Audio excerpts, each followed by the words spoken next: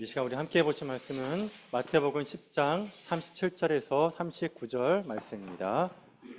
마태복음 10장 37에서 39절 말씀 우리 한 목소리로 같이 읽겠습니다. 시작. 아버지나 어머니를 나보다 더 사랑하는 자는 내게 합당하지 아니하고 아들이나 딸을 나보다 더 사랑하는 자도 내게 합당하지 아니하며 또 자기 십자가를 지고 나를 따르지 않는 자도 내게 합당하지 아니하니라. 자기 목숨을 얻는 자는 잃을 것이요 나를 위하여 자기 목숨을 잃는 자는 얻으리라. 아멘. 누가 합당한 자인가? 라는 제목으로 말씀을 나누도록 하겠습니다. 누가 합당한 자인가? 여러분이 이 질문에 오늘 말씀이 두 가지의 대답이 있을 겁니다. 잘 기억하셨다가 여러분에게 이런 분별력이 있었으면 좋겠습니다. 여러분 제가 어릴 때만 해도 돌잔치가 되면은 한 돈씩 선물이 왔습니다. 그리고 이제 칠순잔치, 환갑잔치 때 그때는 가족들이 이 두꺼비, 금두꺼비, 그 다음에 열쇠, 이따만한 거 있잖아요. 그런 걸 선물해 줬습니다. 근데 여러분 지금은 그거 줄 수 있어요, 없어요? 예, 엄두도 안 납니다. 엄두도. 예, 얼마나 이게 엄두가 안 나냐면은 여러분 그 집에 그 옛날에 받았던 그 금덩어리들 있잖아요. 돌반지. 그게 그 3.75g이에요. 3.75g. 근데 그거를 가정에서 쓰는 저울 있잖아요. 예, 가정에서 쓰는 저울이 딱 올리면요. 그게 몇 그램 나올 것 같아요? 그게 4g이 나와요. 4g. 예. 왜 그러냐면 이렇게 소수점을 얘가 계산을 못해. 반올림을 해버려요. 예. 그래서 나 이제 나 집에서 이제 쓰는 걸 가지고 저울로 이렇게 딱 올려가지고 4g이네. 아이고 그냥 좋다. 그리고 이제 그걸 이제 금은방에 가져가면 3.75g이라고 나와요. 그럼 누구 저울이 맞아요? 금빵이죠. 예. 금빵이 맞는 거예요. 금은방에 쓰는 저울은 한 100만 원 합니다. 예. 그리고 거기에 이제 아크릴 같은 게 딱 있어요. 왜냐면 이제 이 에어컨 바람 있잖아요. 에어컨 바람이 불면은 그것도 영향을 준대요. 그래서 그 바람, 사람의 이 숨소리까지도 이것도 이제 방지하려고 거기다 아크릴을 딱 이렇게 놓는 거예요. 그리고 거기에 뭐가 또 있어야 되냐면 이것도 이제 상식인데 여러분 꼭 기억하세요. 금은방이 거기에 검사필이 딱 붙어 있어야 돼요. 왜 그러냐면은 이 저울을 속일 수가 있잖아요. 그래서 얘네들이 이거를 2년에 한 번씩 구청에 가져가야 돼요. 그래서 거기서 이제 저울이 제대로 됐는지를 테스트를 하는 거예요. 예, 그래가지고 거기서 합격이다. 예, 이게 이제 적당하다. 예, 합당하다. 이 저울이 제 기능을 한다. 그럼 거기다가 검사필 해가지고 연도 딱 찍어가지고 스티커를 딱 붙여줍니다. 금은방 가서 안 속으려면 그 검사필이 있는지를 봐야 돼요. 그러니까 2년에 한 번이에요. 예. 자, 제가 말씀드렸던 요겁니다. 그러니까 금 한 돈을 젤라면은 합당한 저울이 있어야겠죠. 합당한. 예. 그래서 이 성경에서 합당한이라는 단어가 나오면 뭘 떠올리시냐면 저울을 떠올리시면 돼요. 저울. 이게 어디에서 이제 구약에 나오냐면은 그 바빌론의 마지막 왕이었던 벨사살 왕이 있었어요. 벨사살 왕이 잔치를 벌이고 있는데 갑자기 손이 탁 튀어나오네요. 손이 딱 튀어나오면서 벽에다가 글씨를 쓰는 거예요. 메네메네 데겔 우바르신. 깜짝 놀라가지고 이 왕이 이걸 좀 해석할 사람이 나와라. 그랬더니 여러분 딱 이 해석을 딱 해주죠. 다니엘이 뭐라고 합니까? 왕을 어디에 달았더니 저울에 달았더니 저울에 달았더니 부족하다. 이게 메데메데 그 데겔 우바르신의 뜻이에요. 그래가지고 너는 저울에 달았더니 부족하다. 그래 너의 왕국은 바벨론은 망할 것이고 너의 왕국은 두 개로 쪼개질 것이다 그러는 거예요. 자, 하나님은 어떤 분이에요? 그래서 하나님은 저울에 재는 분이세요. 그러니까 지금 여러분도 하나님이 어떻게 합니까? 지금 잰다는 거예요. 근데 여기서 이제 우리가 헷갈리면 안 되는 게 있어요. 하나님이 사랑하는 것과 하나님이 쓰시는 게 달라요. 다시 하나님이 사랑하는 것과 하나님이 쓰시는 건 달라요. 그러면 하나님이 쓰시는 사람을 더 사랑할까요? 안 쓰시는 사람은 덜 사랑할까요? 그게 아니에요. 자, 예를 들어 이런 게 있습니다.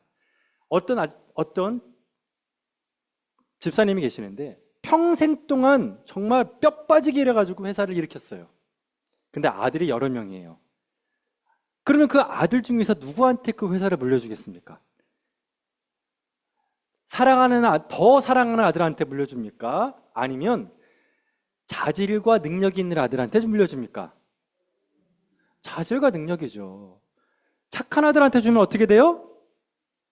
망한다니까요. 망해요. 부모님한테 잘한다고 물려주면 돼요? 안 돼요. 이거는 사랑하고는 관계가 없어요. 뭐죠? 능력과 자질. 그러니까 하나님도 그렇다는 거예요. 하나님은 우리를 다 사랑하십니다. 하지만 쓰시는 건 다르다. 그러니까 합당한 걸 저울질해가지고 합당한 자를 쓰신다는 거예요. 자, 그러면 이제 고민하는 거예요. 그러면 누가 합당한 자인가?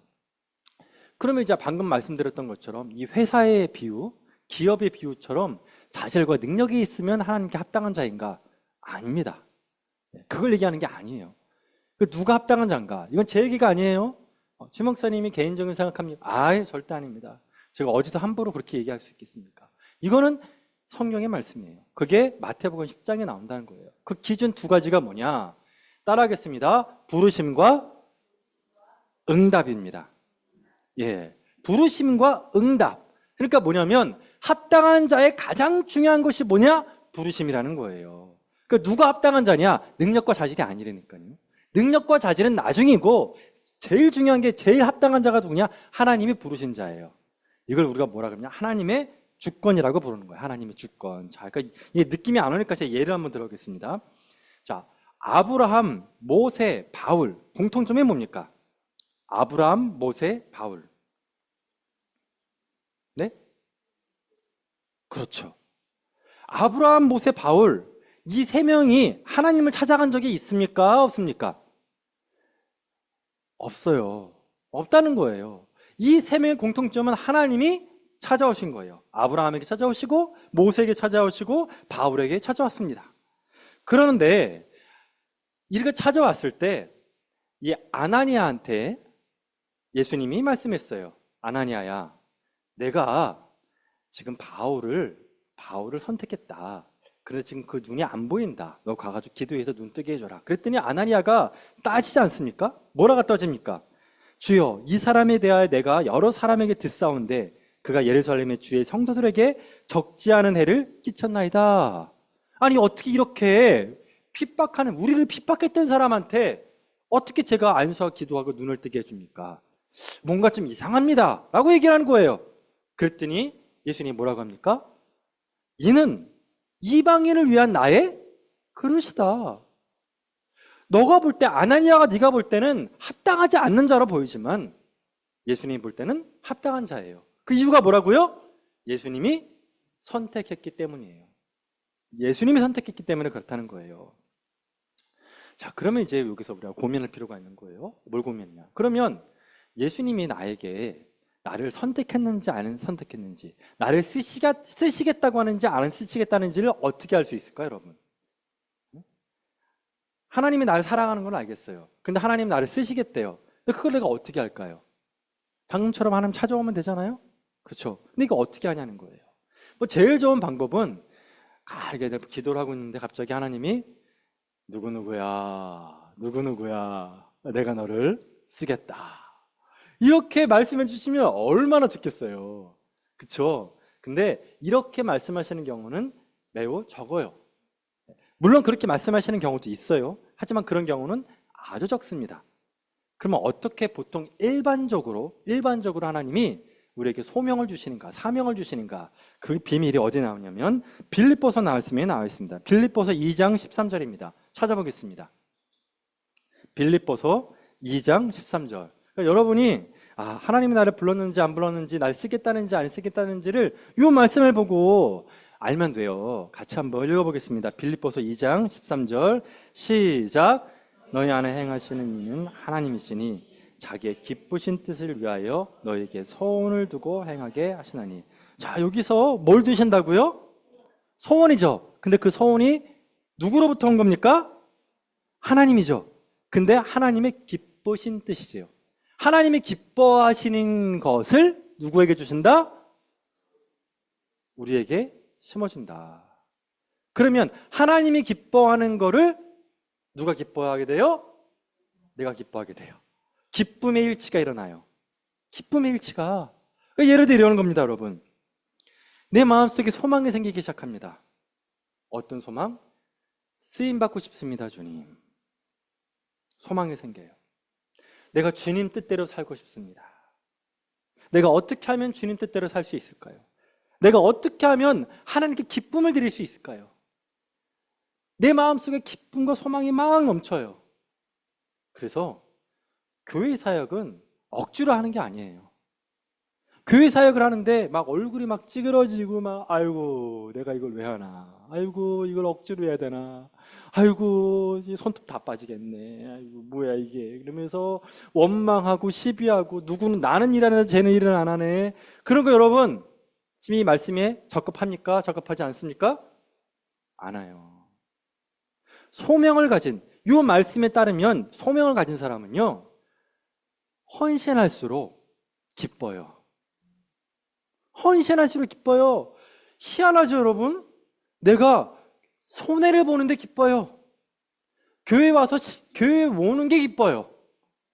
교회에 와가지고 헌신하고 봉사하는 게 보람이 느껴져요. 그 제정신입니까? 아닙니까? 제정신이 아니에요, 그거. 제정신이. 이게 좀 이상한 거예요, 여러분. 아니, 왜 내가 내 돈과 내 시간을 쓰는데 왜 기쁩니까? 여러분 교회 온다고 누가 돈 줘요? 안 주잖아요. 근데 기쁜 거예요. 보람이 되는 거예요. 그걸 뭐라고 부른다고요? 부르심이다. 그래서 불평불만 많은 사람은 소명자입니까? 아닙니까? 이제 아시겠죠? 왜 불평불만 시기하는 사람이 소명자가 아닌지 아시겠죠? 그러니까 소명자는 어때요? 남들이 봉사를 하든 말든 남들이 어쨌든 상관하지 않아요. 내가 좋아서 하는 거예요. 그러니까 내가 좋아서 하는 사람이 누구다? 소망자예요. 이게 바로 빌립보서 2장 13절의 말씀입니다. 예. 여러분 이런 소망이 여러분의 있기를 축원드립니다. 그래서 억지로 하는 건 아니다. 예. 그 사명자는 절대 억지가 없습니다. 그건 세상의 가치입니다. 자, 그러면 이제 여러분 하나님 부르셨잖아요. 우리를 부르셨잖아요. 그러면 그 다음에 주님이 뭘 주실까요? 능력을 주세요. 그래서 부르심이 먼저고 능력이 나중이에요. 아까 제가 말씀드렸죠. 사업을 하는 아빠가 누구한테, 어떤 아들한테 사업을 물려줍니까? 능력과 자질이죠. 근데 우리는 거꾸로 하니까요. 능력과 자질 있는 사람한테 직분을 주는 게 아니에요. 우리는 누구한테 준다고요? 부르신 자에게. 그 부르신 자는 어떻게 할 수 있다? 그 사람이 교회를 할 때 기뻐하는지, 예? 입이 쭉 튀어나오는지 봐야 돼요. 이렇게. 근데 저는 여러분 오해하지 마세요. 원래 좀 입이 튀어나와 있어요. 최 목사님 왜 교회를 하는데 입이 나왔냐? 제가 원래 그래. 그러니까 그것 때문에 뭐라 하지 마세요. 예, 그러니까 교회 일할수록 입이 나오는 사람은 소명자가 아니다. 표정이 받고 기뻐하는 사람이 소명자다, 그 얘기예요. 그런 사람에게 하나님이 뭘 주신다고요? 능력 주신다. 이거 얘기해요. 그게 이제 모세의 경우예요. 모세.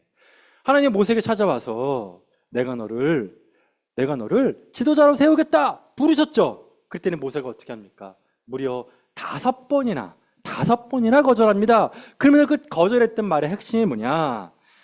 내가 누구기에 바로에게 가며 이스라엘 자손을 애굽에서 인도하여 내게 이를까? 내가 누구기에? 이게 뭐예요? 내가 무슨 능력이 있고 내가 무슨 자질이 있기에 나 같은 인간을 하나님이 지도자로 세우십니까? 누구를 보는 거예요 지금? 나를 보는 거예요. 그래서 나를 보는 자는 절대로 교회 봉사자, 사명자가 아니에요. 나를 부인하는 자가 사명자예요. 나에게 능력 주시는 자에 내가 모든 것을 할 수 있습니다. 요 사람이 사명자지. 주님, 내가 자질 있고 능력이 있으니까 내가 해볼 만하니 나를 보내소서. 그러면 하나님이 안 보내세요. 야, 네가 뭔데 네가 뭘 하냐? 네 힘으로 하냐? 안 된다. 그렇게 하시는 거예요. 그래서 예수님, 하나님께서 기적을 보여주시죠. 그래, 내가 너 지팡이 던져라. 던졌더니 그 지팡이가 뭐가 돼요? 뱀이 되죠. 예, 그랬더니 그래도 싫대요. 그래도 안 가겠대. 그래서 어떻게 해요?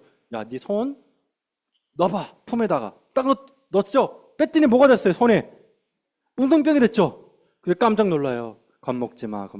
다시 집어넣어. 속 집어넣었더니 어때요? 정상으로 돌아오네요.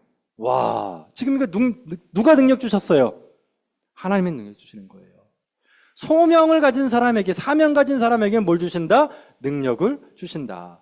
그러니까 내가 능력이 있냐, 뭐가 있냐, 내가 감당할 수 있냐, 내가 합당한 자냐, 내가 합당한 자냐, 내가 합당한 자를 스스로서 판단하는 자는 소명자가 아니에요. 주님이 부르셨사오니, 주님이 불렀으니 능력도 주시겠지, 요 사람이다. 그래서 가장 큰 능력이 뭐냐? 가장 큰 능력. 그게 출애굽기 3장 12절이에요. 출애굽기 3장 12절. 뭐라고 나왔냐면 하나님이 이르시되 모세한테 꾸중하듯이 말씀하셨어요. 내가 반드시 너와 함께 있으리라. 임마누엘이 능력인 겁니다. 믿으시길 축원드립니다. 왜 그러냐 여러분? 우리 이번 주에 지난주에 우리 묵상했잖아요. 뭐예요? 야긴과 보아스. 야긴과 보아스. 성전 앞에 두 기둥, 야긴과 보아스죠. 야긴의 뜻이 뭐예요? 그가 세우리라. 보아스 뭐죠? 그에게 능력이 있다. 그러니까 뭐예요? 하나님이 세우시고 하나님이 능력 준다는 거예요. 하나님이 세우고 하나님이 능력 주는 거예요. 하나님이 부르시면 그 부르신 자에겐 반드시 뭘 주신다? 능력을 주신다는 거예요. 이게 야긴과 보아스의 말씀이에요. 이런 기둥 같은 자 되기를 축원드립니다. 하나님으로부터 와야 되는 거예요. 자, 이제 말씀을 마칠게요. 그러면 이제 하나님 우리를 부르셨다. 그러니까 누가 자, 첫 번째 합당한 자가 누굽니까? 부르심을 받은 자예요. 그러니까 누가 합당한 자다, 여러분? 부르심을 받은 자. 그렇죠? 그러면 이제 우리가 어떻게 해야 되나? 두 번째 조건입니다. 누가 합당한 자인가? 그것은 응답하는 자입니다. 근데 그 응답을 어떻게 해야 되느냐? 더 사랑하는 것으로 응답해야 돼요. 더 사랑하는 것으로. 자, 이 더 사랑할 때 이게 걸림돌이 뭐냐? 이제 오늘 말씀이 나오는데, 자, 우리 말씀 마태복음 10장 36절을 같이 한번 읽어보겠습니다. 마태복음 10장 36절 같이 한번 읽어보겠습니다. 마태복음 10장 36절 읽겠습니다. 시작. 아멘. 그러니까 아멘 하시는 분도 있을 겁니다. 누가 아멘을 하냐? 누가 아멘 하냐? 정말 고생하신 분. 예, 시집살이 겁나게 하시고 남편 막 바람 피고 애들 막 무시하고 집이 뭐 무슨 가루죠? 예, 그런 집에 살면 어때요? 이 말씀이 딱 들어맞는 거예요. 맞습니다, 주님. 어떻게 이렇게 제 마음을 잘 아십니까? 집안식과 제 원수입니다. 그러면서 아멘 할 거예요. 근데 여러분, 이 본문 말씀은, 오늘의 본문 말씀은 그런 뜻이 아닙니다. 그런 뜻이 아니에요. 그러니까 이게 우리를 위로하려고, 야, 내가 네 마음 안다. 이 원수 같은 집에서 정말 고생 많았다. 요거 말씀하시려고 이게 말씀하시는 게 아니에요. 뭐다? 더 사랑하는 것 때문에 말씀하신 거예요. 내가 주님을 더 사랑할 때 걸림돌이 있어요. 그게 뭐다? 가족이라는 거예요. 자, 예를 한번 들어볼게요. 어떤 권사님의 간증입니다. 여러분, 이 신앙생활이 참 재밌는 게, 신앙생활을 대충 하잖아요? 그럼 시험이 없습니다. 왜 그러냐? 마귀는 죽은 고기를 안 먹어요. 마귀는 산 고기를 좋아해요. 그래서 가만히 둬도 가만히 무너지는 사람은 절대 안 건드려요. 어떤 사람을 건드리냐? 이제 뭐 좀 해보려고 하는 사람, 은혜 받으려는 사람 있잖아요. 그 사람을 건드려요.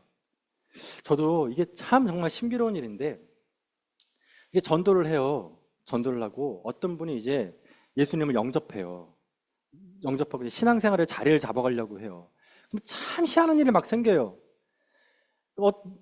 이제 전했던 교회에서 있었던 일인데, 이제 그분이 정말 기쁜 마음으로 예수님을 영접했습니다. 자, 이제 그분이 이제 교회 다니기만 하면 돼요. 주일 성수 잘 하기로 약속까지 했어요. 근데 너무 이제 이분이 기뻐하시는 거예요. 그런데 교회를 안 나오시네요. 그래서 그 말씀을 드렸어요. 아니, 교회에 무슨 일이 있었습니까? 그런데 그러는 거예요. 아, 목사님 희한하죠? 그날따라 버스가 안 오네요. 다음 주가 됐어요. 목사님 왜 안 오셨어요? 했더니, 아, 그날따라 아프네요. 그것도 왜 안 오셨어요? 아, 그날따라 싸웠어요. 희한하니까, 희한하게 이상한 일이 막 생기는 거예요. 자, 이거 뭐예요, 여러분? 영적 전쟁이에요, 영적 전쟁. 우리가 여러분, 우리가 모든 것이 다 이게 합리적으로 돌아간다. 그렇게 되면 여러분 교회에 올 일이 없는 거예요, 여러분. 여러분, 모든 것을 다 뭐 귀신의 장난 이렇게 보면 안 되지만 우리가 영적인 것으로도 판단할 수 있어야 돼요. 여러분, 마귀는 여러분 당근과 채찍을 줘요. 당근과 채찍. 채찍이 뭐예요? 핍박이에요. 근데 핍박이 오면 그나마 내가 이게 지금 마귀로부터 오는 핍박이구나 이거 알 수가 있어요. 근데 당근을 줄 땐 참 애매해요. 어떤 당근을 주느냐? 사업하는 분한테는 주일날 대박이를 줘요. 예? 쫙 몰아준단 말이에요. 야, 너 응? 계약해. 대신에 주말은 없어. 주말은 없어. 이 주말에 너 이거 하면 너 대박 날 거야. 뭘 줘요 지금? 당근 주는 거예요. 그럼 나도 모르게 주님 죄송합니다 이렇게 나오는 거예요. 어때요? 주님과 멀어진다니까요. 그 중요한 건 뭐냐면 마귀는 우리가 뭔가 신앙생활이 깊어지려 그러면 뭔가 내가 뭔가 은혜를 받고 성령 충만해지면 그때 작업이 들어온다. 작업이 들어온다. 아까 권사님 말씀입니다. 이 권사님이 성령 충만을 받았습니다. 영적으로 막 충만해졌어요. 그러니까 그때부터 이제 핍박이 시작되는 거예요. 남편이 막 협박을 합니다. 나냐 교회냐 둘 중에 하나다. 너 목사한테 반했지? 응? 그 젊은 목사 잘생겼던데. 근데 우리 교회는 그런 일 없겠죠. 예? 그 목사 때문에 나가는 거지. 너 바람 피는 것 같아. 그러면서 막 얘기하면서 너 교회 나가면 나하고 이혼이야. 너 교회야 나야. 둘 중에 하나 선택해. 막 그러는 거예요. 근데 그것뿐만 아니에요. 그 가족들 다 불신자예요. 막 얘기하는 거예요. 야, 너가 온 뒤로 우리 집이 지금 불화가 생겼어. 우리 집이 얼마나 화평하고 얼마나 좋았는데 너 하나 때문에 집이 지금 엉망진창이야. 그러니까 너 교회 나가지 말고 너 교회 나가지 마. 그럼 우리 집에 다시 화평이 올 거야. 평화가 올 거야. 뭐예요, 여러분? 이때 우리가 어떻게 해야 됩니까, 여러분? 이때 해야 될 게 뭐예요? 예, 이때 해야 될 게 바로 칼이에요. 칼. 단호해지는 거예요, 단호해지는 거. 결정하는 거예요, 여러분. 사람하고 싸우라는 게 아니에요. 여러분, 이 부분에 대해서 여러 가지 설교들이 있을 겁니다. 그러면 이 부분에서 많은 분들이 불편해가지고 그냥 넘어가는데 여러분, 이게 그냥 넘어갈 게 아닙니다. 주님은 분명히 말씀하셨어요. 자, 34, 35, 36절 같이 한번 읽어보겠습니다. 34, 35절인 10장 시작. 화평이 아니요 검을 준으로 왔느라. 내가 온 것은 사람의 그 아버지와 딸이 아버지와 며느리와 시어머니와 불화하게 하려 함이니. 그쵸? 여기서 말하는 저 화평을 주러 온 줄로 아니라 요 화평이면 거짓 화평이에요. 거짓 화평. 거짓 화평 이걸 어떻게 된다? 끊어내는 거예요. 어떻게 해야 돼요? 단호하게 영적으로 무장해서 영적 전쟁을 하는 거예요. 성경은 말씀하고 있습니다. 전신갑주를 입어라. 구원의 투구를 쓰고 의의 흉배를 차고 믿음의 방패와 성령의 말씀의 검으로 싸워 이기라는 거예요. 그렇기 때문에 여러분 이런 싸움을 해서 결국 어떻게 돼요? 가정 복음화를 이뤄내라는 뜻입니다. 여러분 이런 가정 복음화 있기를 축원드립니다. 네. 저희 어머니 같은 경우도 마찬가지예요. 저희 어머니가 이제 가족들이 다 불신자였답니다. 그런데 어머니 형제들이 예수님을 믿으니까 저희 외할아버지가 옛날에 많이 그랬어요. 이 부직갱이로 때리는 거예요. 교회 못 가게. 그래도 교회 가니까 어떻게 해요? 성경책 막 찍고 불태우고. 옛날에 그랬다니까요. 근데 우리 믿음의 선배들은 그거 어떻게 이겨냈습니까? 온몸으로 그 고난을 다 이겨냈잖아요. 그래서 그 어머니 형제분들이 다 복음화가 되고 부모님 전도해가지고 가족 전체가 다 복음화가 됐어요. 그 지금은 여기 외가족이 모이면 어떻게 하는지 아십니까? 찬송가 불러요. 성가대가 되세요. 성가대. 왜냐면 다 목사, 장로, 권사예요. 집사님이 안 계세요. 네, 저도 이제 목사로 갔는데 저는 새끼 목사예요. 아무것도 아니에요. 왜 다 장로 목사님 권선돼가지고 다 피아노 치면서 화음 넣어가지고 찬송가 부르고 성가대를 합니다. 하나님이 얼마나 기뻐하시겠습니까? 여러분 이런 가정 복음화가 여러분의 있기를 축원드립니다. 그래서 그런 관점으로 3, 4, 3, 5, 3, 6절을 보는 거예요. 너희가 가정에서 핍박을 받으면 어떻게 하라고요? 거짓 화평을 주의 말씀으로 성령의 검으로 깨서 영적 전쟁으로 이겨내라는 겁니다. 지지 말라는 거예요. 가짜 화평 속에 들어가지 말아라. 그 얘기입니다. 그러면 37, 38, 39절에 나오는 게 보면 거기에 여러분 아까 합당한 자라는 말이 나오죠? 합당한 자. 자, 같이 한번 그 부분만 같이 보겠습니다. 합당하지 아니하며 또 어떤 말씀 38절에 또 뭐란 말씀이 납니까? 합당하지 아니하니라. 그렇죠? 합당하지 않다라는 말이 두 번 나오죠. 어떤 사람이 합당하지 않습니까? 가족을 더 사랑하는 자. 가족을 더 사랑하는 자. 38, 39절은 같은 말씀이에요. 자기 목숨을 더 사랑하는 자예요. 그래서 복음은 가족주의를 넘어야 됩니다. 복음은 자기 생명보다 예수님을 더 사랑해야 돼요. 그래서 이제 말씀을 요약하겠습니다. 자, 합당한 자, 저울질한다는 거예요. 저울질하는 거예요. 자, 누가 합당한 자입니까? 첫 번째 조건, 하나님이 부르신 자. 두 번째 조건, 그 부르심에 응답하는 자예요. 어떻게 응답해요? 더 사랑하는 걸로. 핍박이 오면 어떻게 해야 돼요? 더 사랑해야 돼요.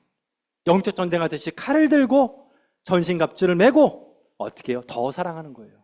주님이 승리 주실 줄 믿습니다. 더 사랑하고 더 믿고 더 헌신하는 거예요. 더 믿고 더 소망하고 더 사랑할 때 우리에게 하나님이 승리 주신다 그 얘기예요. 그래서 더 사랑하는 자, 이게 바로 응답하는 자의 자세입니다. 부르심과 더 사랑하는 자, 이것이 바로 하나님께 쓰임받을 수 있는 합당한 자입니다. 이런 분들이 우리 유양교회에 차고 넘치기를 축원드립니다. 같이 시간 기도하겠습니다.